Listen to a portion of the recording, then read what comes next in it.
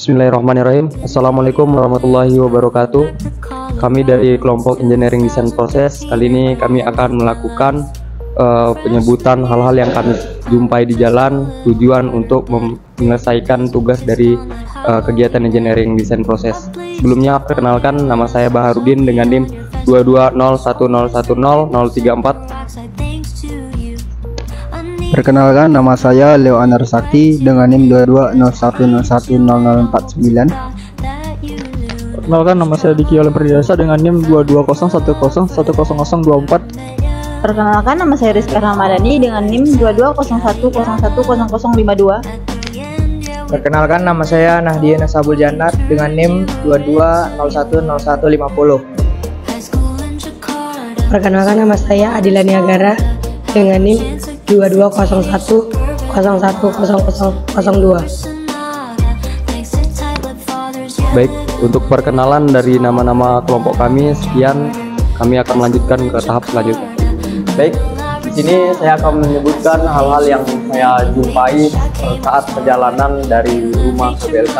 Yang pertama itu adalah kabel berantakan, lalu pipa air, lampu jalan, bendungan atau waduk, tong sampah, bus, bangunan, hutan yang terbakar, rambu-rambu lalu lintas aman tidak terurus, pohon yang menutupi rambu-rambu lalu lintas, dan yang terakhir adalah jembatan. Dan selanjutnya saya kasih ke Leo. Baik, saya akan melanjutkan hal-hal apa saja yang saya temui pada saat saya perjalanan dari rumah menuju ke BLK. Di sini ada jalan berpasir, kondon lampu lalu lintas mati, jalan berlubang, sampah diparit, tiang listrik rendah, macet di SPBU, jalan banjir, lampu lalu lintas ada yang mati, parkir di bahu jalan. Berikutnya saya akan lanjutkan kepada rekan saya, Adi. Baiklah, di sini saya akan menyebutkan apa saja hal-hal yang saya temui dari rumah sampai ke BLK. Itu ada pos polisi, pagar, kran, atap, pohon, halte, daun, dan patung. Baiklah, akan dilanjutkan ke teman saya, Rizka. Oke, di sini saya akan menyebutkan apa saja hal yang saya temui saat dari rumah ke BLK. Yang pertama itu ada kabel berantakan, tumpukan sampah, genangan air, kantor polisi, tiang listrik, macet, mobil yang rusak, penggalian pipa, dan jembatan penyeberangan orang serta pembatas jalan yang rusak. Selanjutnya akan dijelaskan oleh teman saya Adila. Baik, saya di sini akan menjelaskan atau menyebutkan apa saja yang saya temui dari mulai saya rumah menuju ke BLK. Yang pertama itu ada jalan raya yang berlubang, tong sampah bocor, air tergenang, serta kabel listrik yang bergantungan. Selanjutnya akan dilanjutkan oleh teman saya, yaitu Diki. Baik, saya di sini akan melanjuti apa saja yang saya lihat dari rumah saya menuju BLK. Yang pertama itu adalah tumpukan sampah, tiang listrik, penggalian pipa, jalan yang berlubang, genangan air, tembok roboh, halte, pembuangan sampah, lampu lalu lintas, dan Pertamina. Sekian dari saya, terima kasih. Baik, assalamualaikum warahmatullahi wabarakatuh. Di sini saya akan menjelaskan tentang alat dan bahan pada proses engineering design proses ini apa aja sih yang kita perluin. Nah, yang pertama itu yaitu ada sticky notes, spidol, serta kertas A3. Dimana sticky notes ini berfungsi sebagai alat tempel atau kertas tempel tempat kita menyalurkan permasalahan serta solusi-solusi yang telah kita pikirkan. Lalu yang kedua, spidol itu untuk menuliskan pada sticky notes, dan kertas A3 itu berfungsi sebagai tempat di mana desain dari sebuah inovasi itu kita tuangkan di dalam kertas A3. Baik, di sini saya akan menjelaskan permasalahan utama pada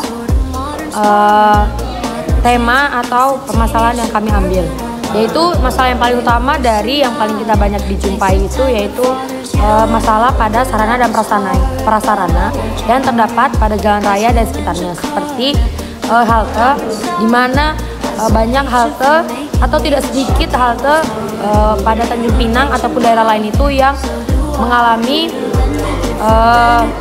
kerusakan, bahkan ditelantarkan dan tidak dipakai lagi. Nah, oleh dari itu kami ingin mengambil contoh yaitu dari halte tersebut. Baik, solusi di sini yang kami ambil atau kami berikan dan kami lakukan adalah dengan cara penyempurnaan pada sarana atau prasarana yang sekiranya dapat menjadikan sarana atau prasarana tersebut menjadi lebih baik dan lebih layak dari sebelumnya. Seperti yang kami lakukan pada halte yang kurang baik atau kurang layak, lalu kami perbaiki akan menjadi lebih layak lagi. Baik, pada kesempatan kali ini saya akan menjelaskan sedikit tentang hasil observasi yang kami temukan dari perjalanan dari rumah hingga ke BLK, yang mana banyak kami temukan objek-objek seperti bangunan, pohon, rumput, jalan, sampah, dan halte, yang mana kami memilih salah satu masalah yang ingin kami angkat, yaitu halte. Jadi di sini kami akan merenovasi sebuah halte menjadi smart halte Tanjak. Jadi selanjutnya lebih jelasnya akan dijelaskan oleh rekan saya Rizka. Nah, pada kali ini saya akan melanjutkan penjelasan dari Bahar, yaitu fitur-fitur apa saja yang kami gunakan pada smart halte Tanjak ini. Nah, yang pertama itu smart glass yang digunakan untuk dinding pada halte. Smart glass ini bening agar memudahkan pengguna untuk melihat keluar. Nah, pada saat panas atau matahari memancar ke halte, maka kaca itu akan berubah menjadi hitam atau fotokromik. Yang kedua itu toilet. Nah, biasanya kan kalau toilet di halte susah atau nggak ada. Nah, di sini kami membuat toilet agar memudahkan pengguna untuk membuang air kecil ataupun besar. Nah, seperti saya akan dilanjutkan oleh beliau. Oke, baik, saya akan melanjutkan dari teman saya apa saja fitur-fitur yang terdapat dalam halte tersebut.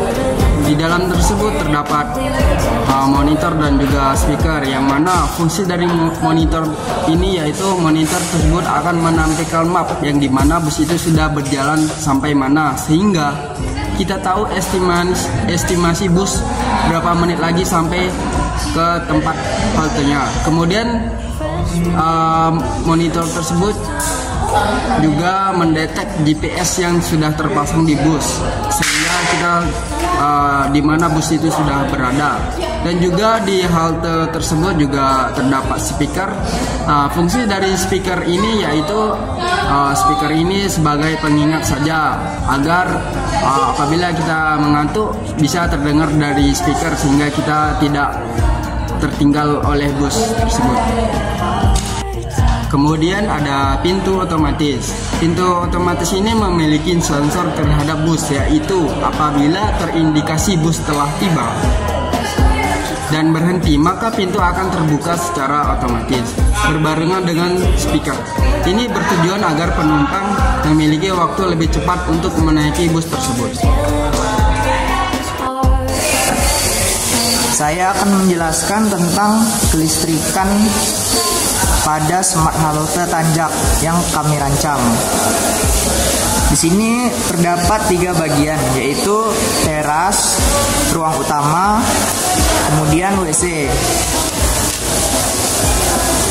Pada ruang utama terdapat 1 breaker yang fungsinya untuk memproteksi seluruh kelistrikan pada smart halte Tanjak ini.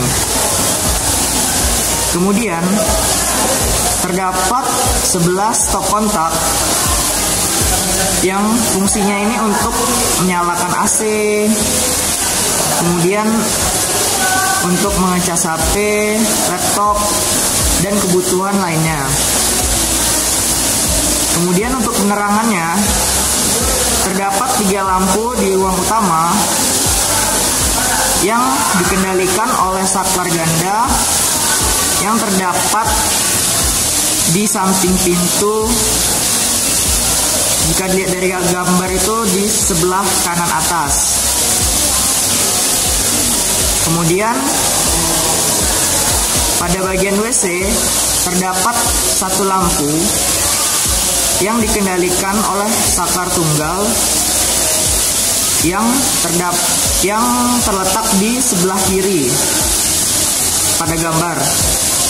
Kemudian pada penerangan teras terdapat 4 lampu, yang mana lampu-lampu ini dikendalikan oleh saklar ganda yang di samping pintu sebelah kanan atas pada gambar.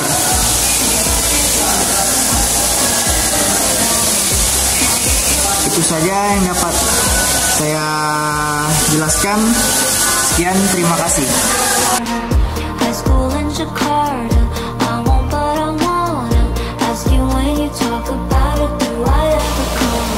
Baik, kesimpulan dari kelompok kami yang berjudul Smart Transit Jack itu memiliki beberapa fitur di dalamnya. Yang pertama adalah monitor yang terletak di bagian depan kaca. Terus adanya pintu otomatis untuk terbuka dan tutup sendiri. Adanya toilet di dalamnya. Terus ada tempat charger untuk HP. Dan yang terakhir itu adalah tempat duduk yang nyaman untuk orang-orang yang sedang menunggu bis yang akan datang. Dan yang paling utama dari smart halte kami adalah itu orang-orang bisa mengetahui bus mana yang akan mereka gunain atau mereka pakai. Sekian dari kesimpulan yang saya sampaikan. Wassalamualaikum warahmatullahi wabarakatuh.